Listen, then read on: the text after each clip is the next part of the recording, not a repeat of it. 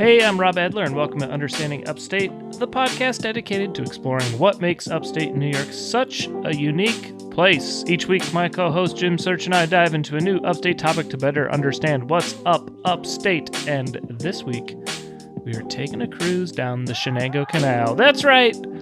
It's canal time, baby! All right.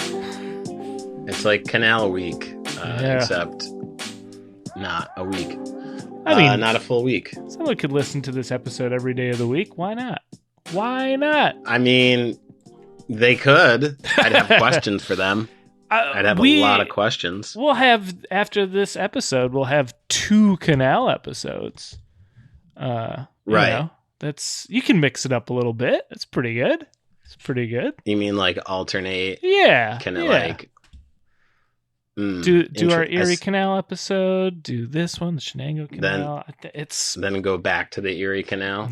Yep. Go back to whichever one's your favorite. It's foolproof. It's foolproof. I think it'll work. I mean, if that's how we get there for a Canal Week for you, then there you go. I'm mad at you.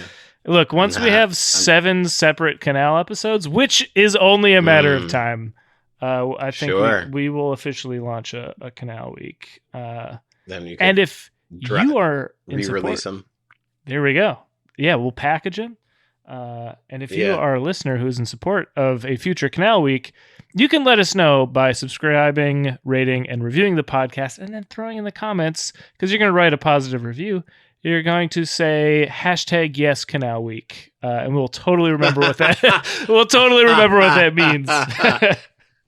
That's hilarious. We'll start a little marketing campaign around it. It'll work. Yes, Canal Week. That's really funny. There we go. You can also send us an email to pledge your support for Canal Week at understandingupstate@gmail.com. If you want to go out into your community and spread the good word of our podcast and the future Canal Week, you can wear one of our t-shirts. So, everyone knows you're a friendly, welcoming person who just loves upstate New York. You can grab that at understandingupstate.printful.me. I know I just threw a lot of things out there, but guess what? Link in the description for a lot of these things. And you should be able to figure out how to rate and review. There's buttons for it on your podcatcher. Yeah. Mm-hmm. You'll get there. I feel like support the fuck out of it. I feel like it did all the things there, right? We got the things there. I kind of stumbled through, but we got it. We got it. Jim, I think if anything, I'm a little distraught because of our today's Upstate update. It's got me, I'm a little sure. I'm a little distracted. So let's get to it, shall we? There's a little somberness to the jingle that time. I don't know if you caught it. A little melancholy. Yeah, for sure. I think we were just talking off mic, and it's something we both got wind of, and that is the Dinosaur Barbecue location in Brooklyn, just off 4th Ave in Gowanus, is closing. It's closing. Of course, that is an update about a location in Brooklyn, but it is an upstate chain. We have an episode a while ago now about Dinosaur Barbecue. I believe there was something about a steel drum and biker gangs, if I'm remembering correctly. That is exactly what that was. The humble Syracuse beginning. institution. Yeah. I mean, it's I think we still have our Harlem location up at 125th, which is good, but it's sad to see the operation shrink, and of course lose a beloved Brooklyn hangout spot. Been there many times. We've been there together. You and I have, correct? Yeah. It's a bit of a bummer. There was an Upstate flag planted firmly off the Union Street stop on the R train in New York City. That has unfortunately will be no longer with us. So enjoy the time. In pretty short order. I can't remember when it closes, but it's they said late spring. Okay. So, you know. Yep. Sad news here, folks. It's, Pour out a Jenny can while you can. I mean, they're so cheap at Dinosaur Barbecue. I think they're $4 there, $4 or $5. Go get one to drink and go get one to pour out. You can't lose. You can't lose. Sure. But yeah, I'm gonna have to squeeze in one last visit because I'm not getting up to 125th Street anytime soon. So I gotta get a little bit more some brisket for old time's sake. But on we've got that's a sad update. Yeah, that hurts. But my God, Jim, it's one of my favorite topics. It's canals. It's canals. It's what we do. It's what true. upstate New York does. It's true. I was going to say, upstate New York is no stranger to a canal and, one hell of a canal system via the Eerie Canal. But we're talking not about the Eerie Canal today. We're talking about the Chenango. Shall we get to it? Let's talk about it. All right.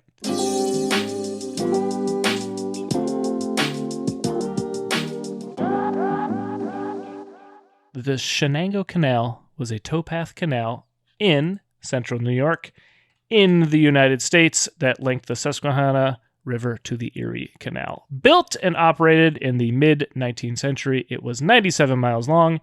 For much of its course, followed the Chenango River along New York State Route 12 from Binghamton, New York on the south end. There we go.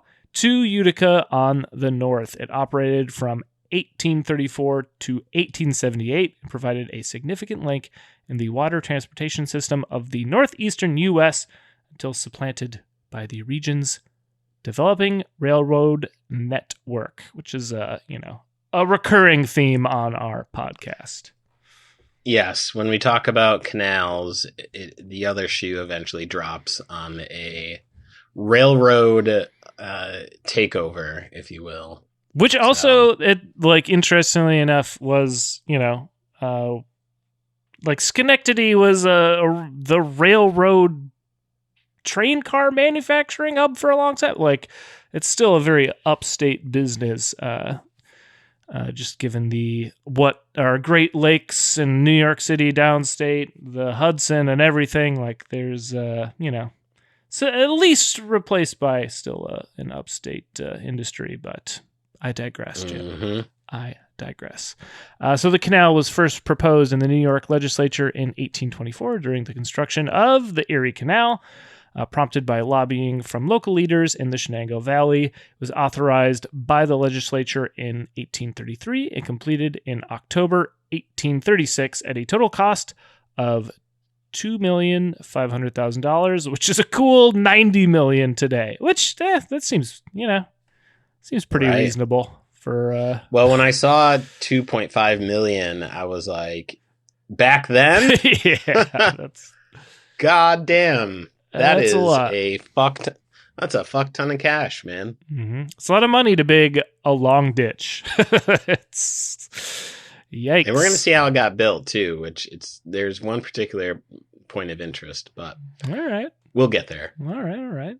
So approximately twice the original appropriation. So it ballooned in cost.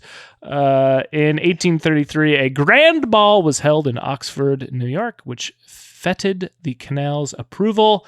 The great American civil engineer John B. Jervis was appointed chief engineer of the project and helped in its design. This was an era of extensive canal building in the United States, following the English model to provide a major transportation network for the eastern United States. And if I'm remembering correctly, when they were making the Erie Canal, people went over to the UK to study the canal systems. Yeah. And I'm connecting a lot of things, much like the beer industry. A lot of the upstate beer industry, they look to England for it initially, and Germany, but England helped there too.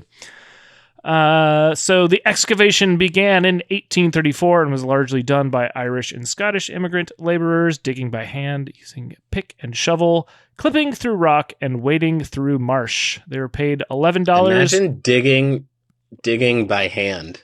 Jeez. Yeah. No, thank you. No, thank you. Also, imagine digging in a marsh. That sounds like the most futile thing one could do. For their efforts, they were awarded a grand $11 per month, which is not much. This was 3 times a common laborer's wages at the time. Okay, never mind. That's all right. There we go. Skilled workers came from the completed Eerie Canal project and brought new inventions, such as the ingenious stump puller. Yeah, you gotta pull a lot of stumps, which use oxen or mules for animal power.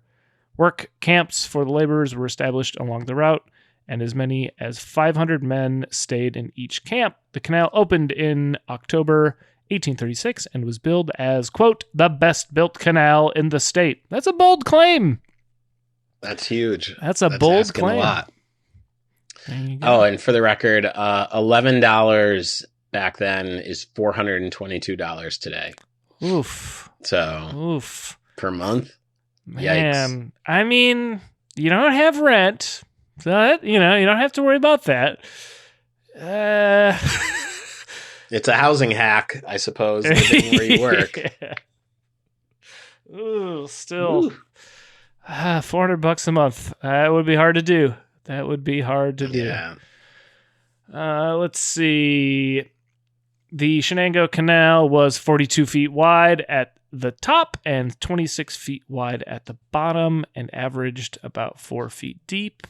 The project had to succeed by getting almost 23 miles of waterway up an incline with a 706-degree elevation to the summit level in Bookville and back down a descent of 303 degrees to the Susquehanna River in Binghamton. At a time when there was only one engineering school in the country. Oh, wow. Rensselaer Polytechnic Institute? I always called it RPI to avoid having to pronounce it. I like your approach. RPI Institute, or just RPI, I guess, in 1823. And hydrology was not yet a scientific discipline. Jervis and his team were able to design a complex waterway that was considered the best of its day. Dang. All right, Jervis. Pretty cool. He had a job and he had to get it done. Yeah. So, I mean, also, who's going to tell him that he was like wrong? You know what I mean? Like he's inventing fields of study. Who's going to check him on that? Yeah. Yeah. The answer is nobody. Mm-hmm. Well, we have some systems involved here, Rob. Indeed. And we're gonna talk about it. The main artery, the Erie Canal, was built between 1817 and 1825 and provided the key link in a waterway highway to what would become the Midwestern United States, connecting the Great Lakes at Buffalo. It connected the Great Lakes to the Hudson River and then to the port of New York City. The Erie made use of the favorable conditions of New York's unique topography, which provided that area with the only break in the Appalachian Range, allowing for east-west navigation from the Atlantic coast to the Great Lakes.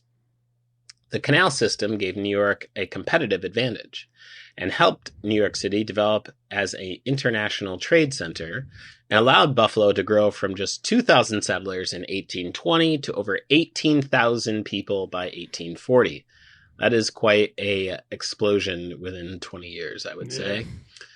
The Port of New York became the Atlantic home port essentially for all the Great Lakes states. It was because of this vital and critical connection that New York State became known as the Empire State. Who knew? Oh, that's how that came to be. All right. Cool. Huh. You see here, folks, y'all get some edification, as do we. We didn't uncover that until episode 129. As to why it is the Empire State. There you go. Here it is, folks. Laid bare for you as well. The Erie Canal represented the first major waterworks project in the United States. It proved the practicality of large-scale water diversions without disrupting the local environment. The canal connected the waters of Lake Erie to the tidewater of New York Harbor in a multi route that followed the local terrain and was fed by local water sources. All the New York branch canals would follow this model. With the Erie, as with all the branch canals, water flow was required for several purposes. Filling the canal at the beginning of each spring season, water for lockage, i.e. water loss from higher levels to lower levels, water loss by seepage through the Broome and towpath banks, and water diverted from the industrial power usage. Consequently, flooding and droughts were perennial problems for all of the New York canals. Who knew? Now, back to our topic at hand, the Chenango Canal, which operated from 1834 to 1878, from April to November each year. The opening of the canal cut the shipping time from Binghamton to Albany from 9 days to 4 days, and reduced the cost of shipping goods dramatically. It was intended to connect Binghamton and surrounding communities by water route to the port of New York City and to the Great Lakes states, which would explain the boom of Binghamton during that time. The northern terminus of the Chenango Canal was in Utica at an entry lock near present-day North Genesee Street and the Erie Canal. The southern terminus was in Binghamton at a turning basin near present-day State and Susquehanna Streets. I know exactly where this is. That's fucking trippy, man. State Street in Binghamton was built on the path of the canal in 1872. What? The village of Port Dickinson and the hamlets of Port Crane and Pecksport owe their origins and names to being stops on the route. With the coming of the Chenango Canal, Port Crane, being located on the line of this waterway, developed rapidly with stores, hotels, boatyards, and repair and dry docks being built in that village. For some time, beginning in 1837, the canal afforded shipping facilities to these and other such isolated areas, which were gradually improved. Between 1840 and 1865, for example, the village of Port Crane reached the height of its prosperity, which is fucking crazy to think about if you have been through Port Crane, which I have, to know that it was this bustling town when now it's not that. That anyway. Peaked in like 1850. Sure. A chill time. Overall, the construction of the canal led to a widespread manufacturing and building boom in the Shenango Valley. A western extension, commonly known as the Extension Canal, was begun in 1840. The Extension Canal continued west along the south side of the Susquehanna River as far as Vestal. Officially named the Chenango Canal Extension, it was for the purpose of, quote, making connection with the Pennsylvania Canal System, and thus to complete a route to the vast coal fields in that state. The New York Legislature on April 18, 1838, passed an Act, Chapter 292, directing the Canal Commissioners to cause a survey to be made for the termination of the Chenango Canal at Binghamton along the valley of the Susquehanna to the state line near Tioga Point at the termination of the North Branch of the Canal of Pennsylvania, and to cause an estimate of the cost of this continuation to be made. Also, it would connect with Western New York through the Junction and Chemung Canals, Seneca Lake and Cayuga, and Seneca and Erie Canals. So I mean, they gotta go Dutch on this, right? Like, yeah, you gotta split the bill. I would think that PA would have to throw a couple pennies their way here now. In the original plan, the Chenango Canal was supposed to connect the Erie Canal with the Pennsylvania Canal, but the connecting canals in the southern part of the state and in northern Pennsylvania were never fully completed nor totally operational. One section would fall into disrepair before the rest of the line was completed. Also, this canal was begun at the close of the canal era, and the era ended before the line could be completed. Well, if it don't make sense, then it don't make sense, unfortunately. You can't do it just for fun. You know, The extension was not only the segment with operational problems. The Chenango Canal had its problems as well. Most significantly, the Chenango Company had difficulty performing its regular maintenance due to the often prohibitively high repair costs. As with most canal lines in the east, they began operation carrying too much debt.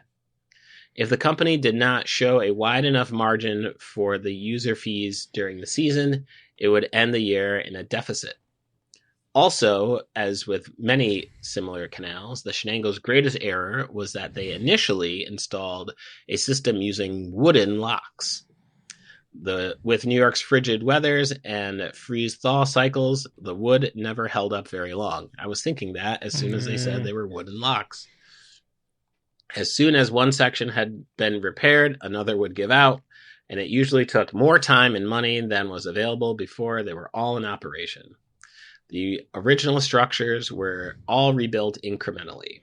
Ultimately, and at great cost, the process culminated in the construction of stone locks, which I wonder why we didn't think of that to begin with.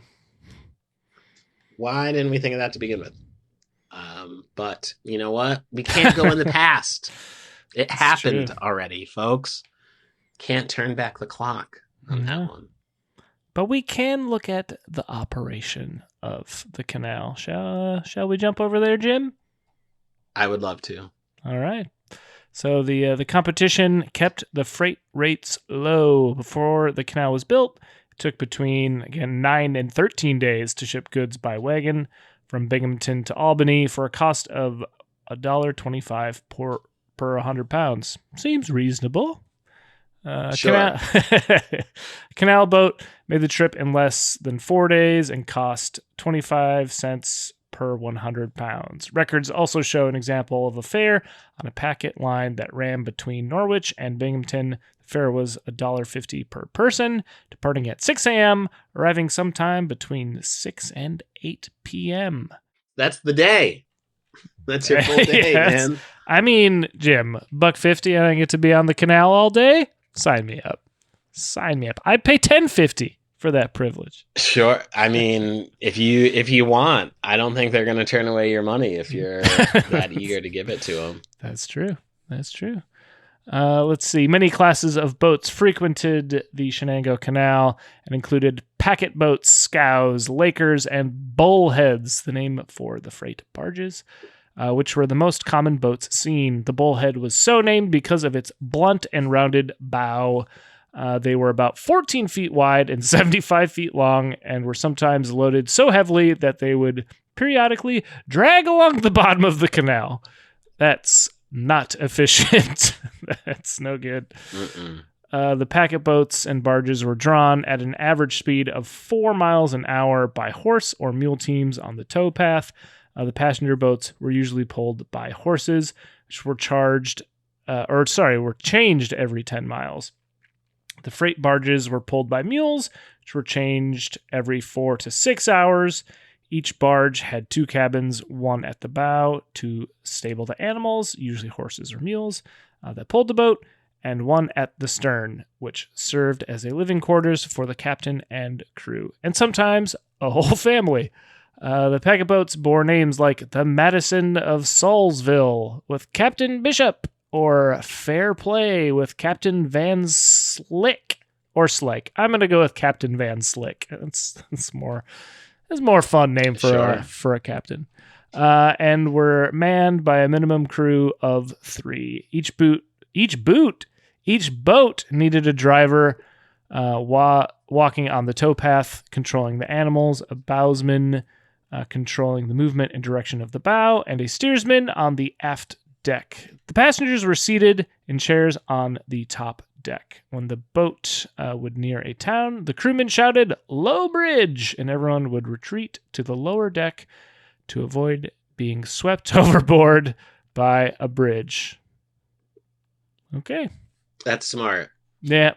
That sounds like a bad day on the canal. If you get bridged. It's a very Oregon Trail type of energy for you to true. die from.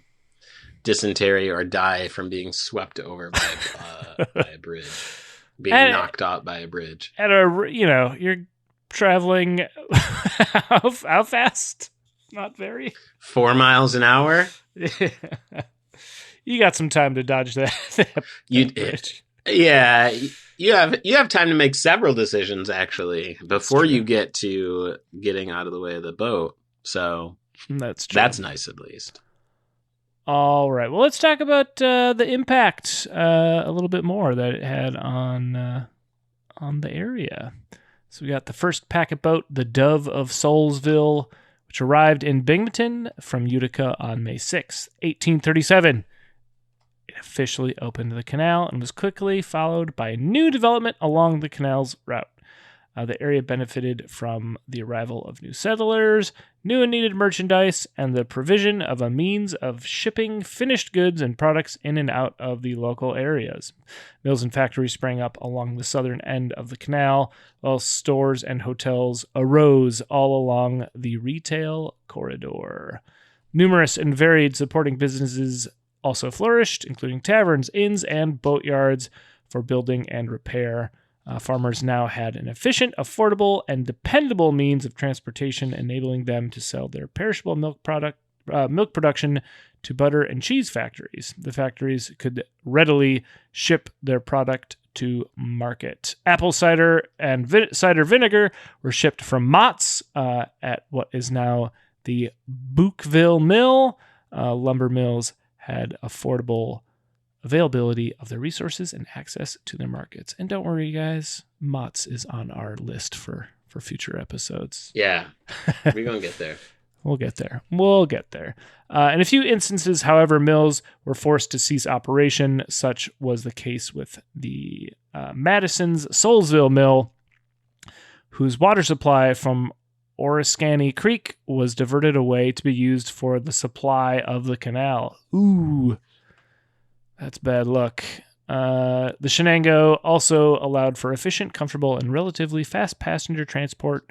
New residents arrived from Utica, most having come in through New York's port. The canal's construction laborers themselves were largely immigrants who stayed and settled in the area after the construction was completed. In 1861, the canal transported 1,000 soldiers of the 114th Regiment from Norwich to Utica in a flotilla of 10 packet boats.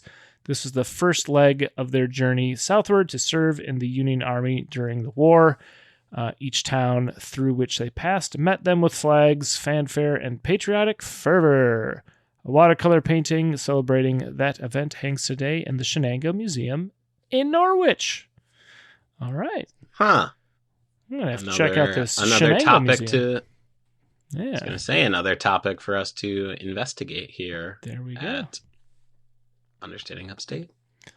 Love I wonder now, is it the Chenango County Museum or is it the Chenango River Museum? We'll find out.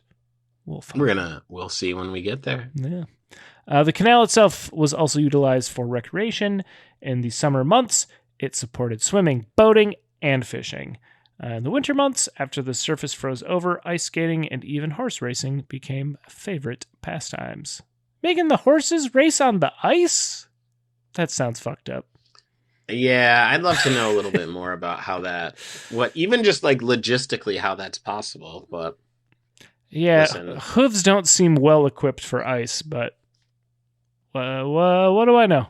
What do I know? You know a lot, Rob. That's true. Hey, you know what? Short here. We're gonna have to go find out at the Chenango Museum in Norwich. That's how we're gonna learn. There we go. Before the Chenango Canal was built, much of the southern tier and central New York was still considered to be the frontier. The people there lived as pioneers everywhere, a rugged and rustic existence, without the prosperity and possessions enjoyed by much of the rest of the state. The people petitioned for a canal corridor so they could benefit from such things as efficient, clean burning coal, which had been shipped from Pennsylvania. Previously, people had heated only with wood. After the Chenango trade increased between New York City, Albany, and the southern tier, merchants could market heavier items such as manufactured furniture and the coveted coal-burning stoves. The canal's opening, living standards would greatly improve. Cool. All right. That's kind of, we didn't really get into like, with the Erie Canal, it was mostly like commerce. Right. Hooray, things can move, but we didn't really get into like, regular Joes, schmoes, like the upside for, well, we can heat our home now without having to go chop down trees Right. the dead of winter. And also, it would probably burn hotter and for longer than wood, I would imagine. Yeah, you would hope. Let's see.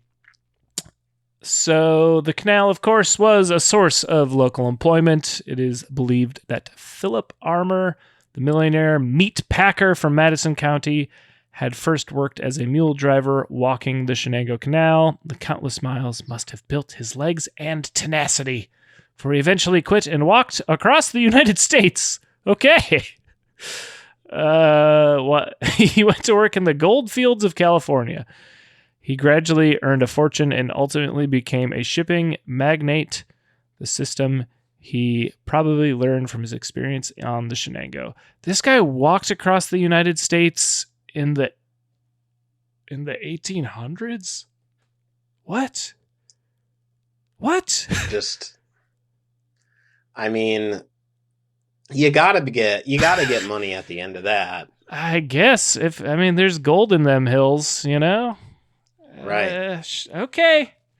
That's a determined fella. And let's see. Another driver was Newell Stever.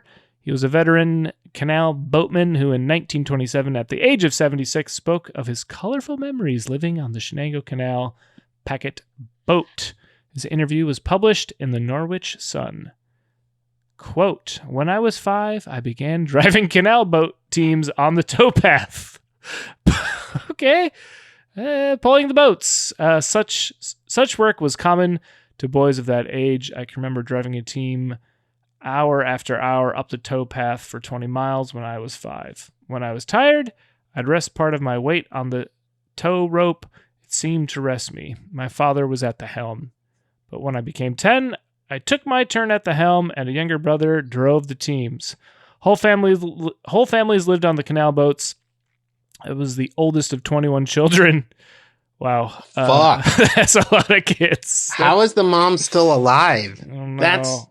That's crazy, dude. That's fucking nuts. Being pregnant for 21 years in a row, basically. Fuck that. No, thank you. Let's see. We'd go to Oswego to load lumber for Bartlett's Mill in Binghamton. Hamilton was the highest point, where the canal froze up first in the fall. Interesting. Often in the fall, as many as 82 boats loaded with lumber would be tied up. When the freeze was just beginning, Bartlett would bring up several teams, hitch them to a bunch of stumps, and drag through the canal to break the ice so boats could get lumber to his mill. Canaling was a varied business. For instance, we'd take a lot of firkins and get them filled along the way with butter for the merchants. I assume a firkin is maybe the metal... Oh, well, no, that would be milk, like the metal jug. I've never heard of a firkin, but I'm going to look it up later. We'd get boat grain up to the big stills at Hamilton, Pecksport, Bookville, and Soulsville, and bring back loads of whiskey, which the merchants sold or shipped away.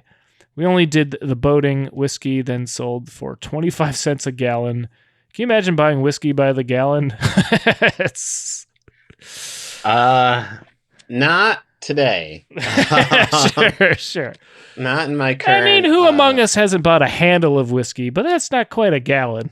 That's, No. A gallon's different. That's a lot. A gallon is very different. That's a lot. And also, a firkin is just like a container. Okay. It's a fancy word. I'm going to start using it. Give me let me get that firkin of Pokemon cards. Huh? Let me know how that goes. Sure. Let me know how far that gets you. Sure. Well, yeah, we'll find out.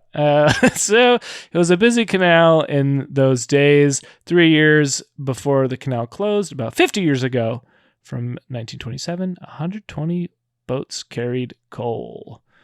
Well, as that quote hinted at, the canal was not long for this world. It did eventually close. So let's hear about it. It wasn't meant to be on this earth to be understood. No. You know. As we said before, opened in 1834, the Chenango Canal was a necessary link in the interconnecting transportation system in New York, for which the need was well recognized at the time. Canals had been employed successfully in England to enable the Industrial Revolution. The extraordinary success of the Bridgewater Canal in northwest England, completed in 1761, began an era of canal building in that country. The U.S., intent on its own development, would follow suit. However, the advent of the Chenango Canal, after having been tied up in New York legislature for 19 years, came late in the canal era. By the time of its construction, this type of canal and its technology were already becoming obsolete. I thought it was one of the most well-planned and advanced. Yeah, it looks like two timelines are running at the same time. Shit. So, okay. There you have it. The invention of the steam locomotive had already occurred in England in 1811, and the development of a railway system had begun in England by the mid-1820s. The success of those technologies and systems there would allow them to supplant the artificial water route systems everywhere. The railroads were more durable, more flexible, more efficient, more cost-effective, and most importantly, faster than the canals. Well, in 1848, the trains finally arrived in Binghamton, in the form of the Erie Railroad. The new technology had caught up with the Chenango, and the arrival of the, quote, Iron Horse, end quote, spelled the eventual end for the canal. Over the next 2 decades, the Binghamton area developed into a transportation hub. Along with the canal, the area was now being served by several railroad lines, which, for the life of me, why there's not a train stop in Binghamton, New York. Yeah. Needs to happen. Make it happen. Did there used to be? I assume there used to be. Yeah, there used to be. And there is actually I think there's a restaurant down where the train station was. Yep. And it goes right up to Syracuse. Next time I take a train up to Syracuse, I'm gonna just hop out of Binghamton. There you go. Yeah, just tuck and roll. Nice. Tuck and roll. That's you go through more often than not. A lot of upstate towns of a certain size, and there will be often abandoned train station that just sure, train doesn't stop here anymore. You see them all over the place, from the Adirondacks down. It's a shame. It's almost as if America did not invest in its infrastructure. It did invest, and then a few assholes got together and figured out cars would be more profitable, and then they gutted the systems. So, stopping investing in their infrastructure. I suppose. There you go. After the Civil War, railroad expansion would come to include the Delaware, Lackawanna, and Western, the New York, Ontario, and Western, and the Delaware and Hudson in the Chenango and Susquehanna valleys. This ultimately rendered the canal obsolete. In a sadly ironic twist, it was the canal that carried the engines for the trains, the tools, and the railroad men. Oh, no. Talk about sealing your own fate. It was the canal's own barges that carried the rails for the tracks that would replace them. It's also noteworthy that the D&H began its existence as a canal company. Despite its success in augmenting the economic development of the southern tier and central New York, the Chenango Canal itself had never been a financial success. After years of competition and decline and continual financial loss, by a vote of the state legislature, the Chenango Canal was closed in 1878, just 4 decades and 4 years after it was opened. The land and assets were broken up and gradually sold, mostly at auction. Some of the properties were sold to private interests, some were deeded to multiple municipal areas, and others were held by the state. Much of the channel was subsequently filled in and frequently paved over, particularly within the cities and the more populated areas. But some of the more isolated stretches of the canal were simply closed and abandoned. Ooh, cool. Scary. While most of the larger towns and all of the state benefited from the triumph of the railroads, many of the smaller villages and hamlets did not. For practically every small settlement that was located on the line of the canal, but which was missed by the railroad when the canal opened, prosperity went with it. 2 good illustrations of this are the once prospering villages of Port Crane and Pecksport, where very little of either one is left today. As I had said earlier, wild turn of events. After 1900, a surviving stretch of the then closed canal gained notoriety owing it to its use of transport contraband through the town of Hamilton. Tobacco, alcohol during Prohibition, and marijuana were transported along the canal. You love to see it. Now that is upstate shit. In order to control this traffic, New York State officials decided to build a checkpoint along its route. Surprisingly, over $5 million worth of illegal goods were confiscated from 1900 until about 1930 in what would become the most famous waterborne transportation enforcement operations of its time. That sounds pretty fucking interesting, actually. Yeah.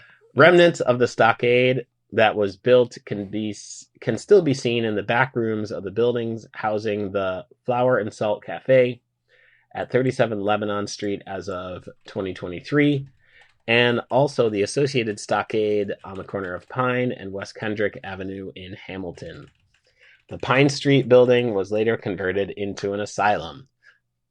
There's a lot happening in that paragraph I just read, dude. Holy shit, man.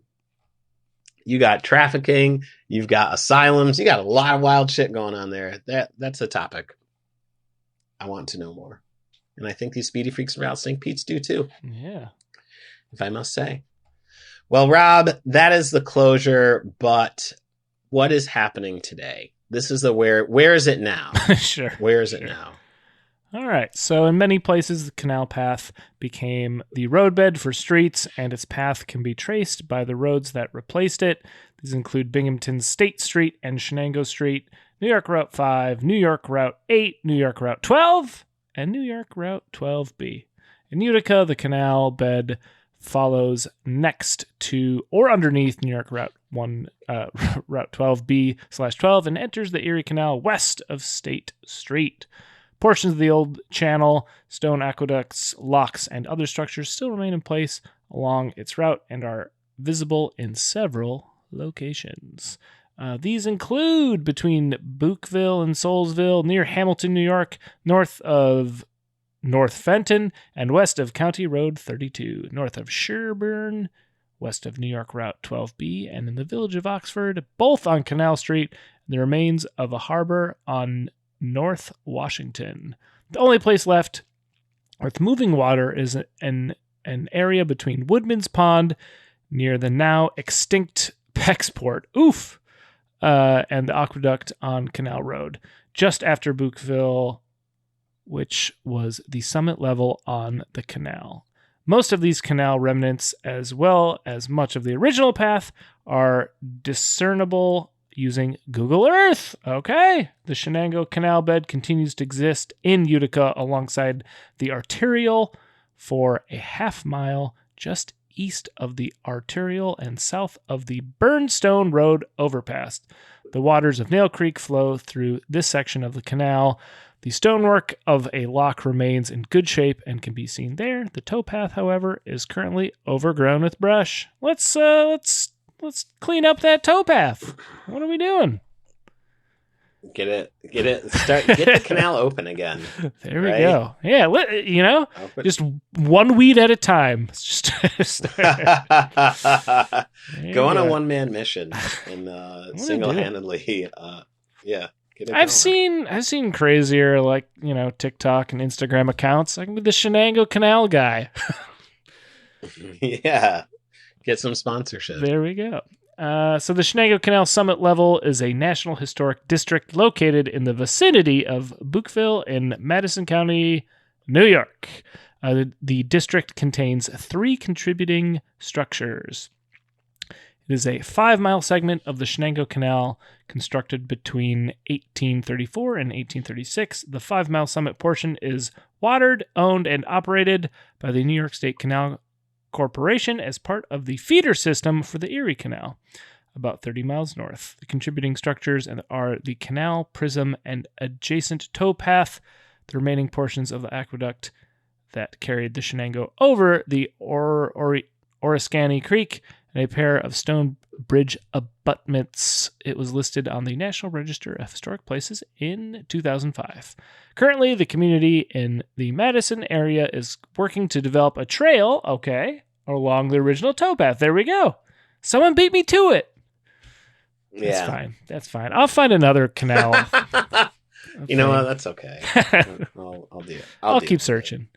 They hope to collect historical artifacts for public display and establish what is left of the Chenango Canal in that area as a Madison County park. The Chenango Canal Corridor Connections Trail Project is a major project with the vision to link various trails along the General Canal and O&W rail corridors from Utica to Binghamton. Calling it the Chenango Connections Corridor, the area's citizens are now working in conjunction with the New York State Office of Parks, Recreation, and Historic Preservation. The New York State Canal Corporation and Parks and Trails New York staff, as part of the HTHP program, to shape a vision and implementation plan for the corridor that spans 3 counties and multiple villages and towns. The Chenango Canal Prism and Lock 107 at Chenango Forks in Broome County, New York, was added to the National Register of Historic Places in 2010, and that is where the story ends for the Chenango Canal.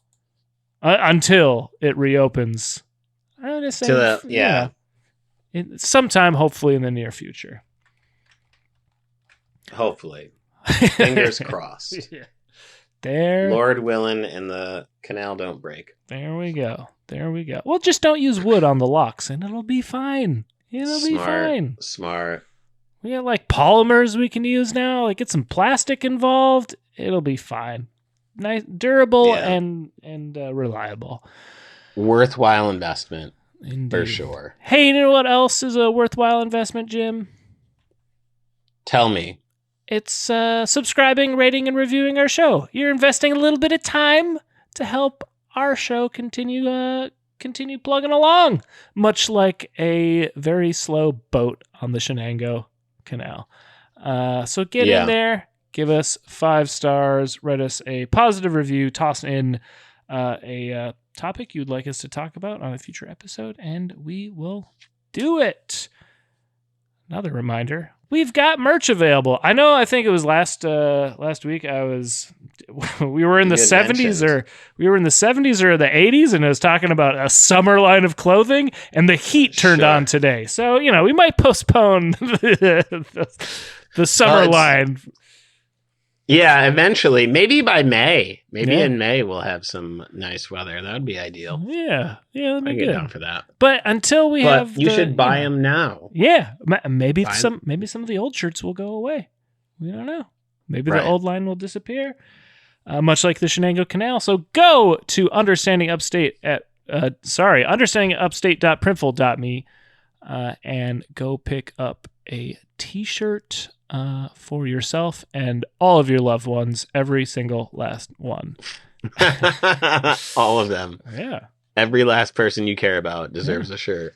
Look, there's family reunions coming up in a few months, you know? Get a shirt for the entire extended family.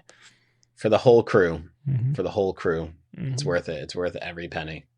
100%. Hey, what else do you got to recommend to the whole crew, Jim? All right, so check this out. Let's say you build a canal, right? Mm-hmm. And you're like, you know what? You know what would be a good way to stop this water? Wooden locks, right? You do that. You feel good about it. But then you see nature play out and you see what happens. And they become waterlogged. They freeze. It just becomes a fucking mess, right? It's an absolute mess. Mm-hmm. You're now crestfallen. You are depressed. You are wondering, why the fuck did I do that? Why did I even think that would be a good idea? Well, here's what you do. Is you go and you buy my album, Upstate Understandings, to feel better about it. It wipes all that away. You feel good. You laugh. You forget about your troubles. And life goes on. It is a true tour de force of comedy. Jimsearch.bandcamp.com is a place to go pick up physical copies. I tell the jokes. Rob did the production. Buddy Matt filmed it. My buddy Adam did the cover. It's worth it. Sold one over the weekend. So we're running low on the CDs. Mm-hmm. So go get those. And also I got some t-shirts over there too. Got a shit ton of merch. Let's move all of it. JimSearchComedy.com is a good place to find my show dates and things of that nature. Gonna try and get on the road a little bit this summer. We'll see what happens. That'll be a good vibe and ride. And that will be that. That'll be that. Also, you know, of course, support the podcast. Yeah. Go run it up. Tell a friend, for fuck's sake. Tell your friends about this podcast. You live in upstate New York. You got to tell other people about it. That's what you need to do. Rob, they bought everything. They told everyone about the podcast. They did every word I said, but yet they said, we want further instruction. What can we do? They want to know from you. Let's just say you're at the store and you're asking for Firkins, but they don't have them. They're fresh out of Firkins. But what the store does have is my album, because you're at brooklynfrequency.bandcamp.com and you're checking out some of my music. No Firkins though. As of now, TBD. Maybe I'll add them later. But you can go check out my music. I've got a full album called New York Sticky, and I have a little EP called Cyber Punish. All available there for you to check out. Guys, you can just listen to it. You don't even have to buy it outright. Check out some tunes, see if you like it, then you can throw me a few bucks. That's just the kind of guy I am. Give you a taste of it. So go check out those things. And link in the description for all of these. I haven't plugged it in a while, but we have a little documentary that is behind the scenes look at the making of Jim's album. Go check that out as well. It's a fun 30 minutes. You might even, if you look closely enough, we'll walk through Binghamton. We might be walking over the former Chenango Canal at some points. I feel like we were... That's nuts. Were we around State Street? I feel like we were, right? Not... kind of. Okay. Kind of. We were... when we were by the river, we were maybe like 5 minutes from. I mean, we're in downtown Binghamton. Sure, everything is 5 minutes. So sure. We were 5 minutes from State Street. All right, 5 minutes from the Chenango Canal. Then, guys, if you pause and you squint enough, maybe you'll see something. Who knows? Mm-hmm. But go check that out. Link in the description for everything.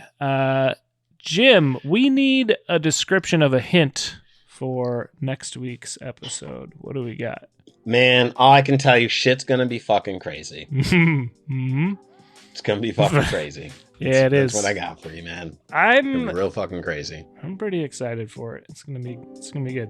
It's gonna be wild. It's gonna be wild. Yeah. It's gonna be nuts. Well, that just leaves us with a little closing up pun to get us out of here. Are you ready, Jim? I think so. Well, I'm fired up after all this canal talk, so I gotta get on out of here. Bang!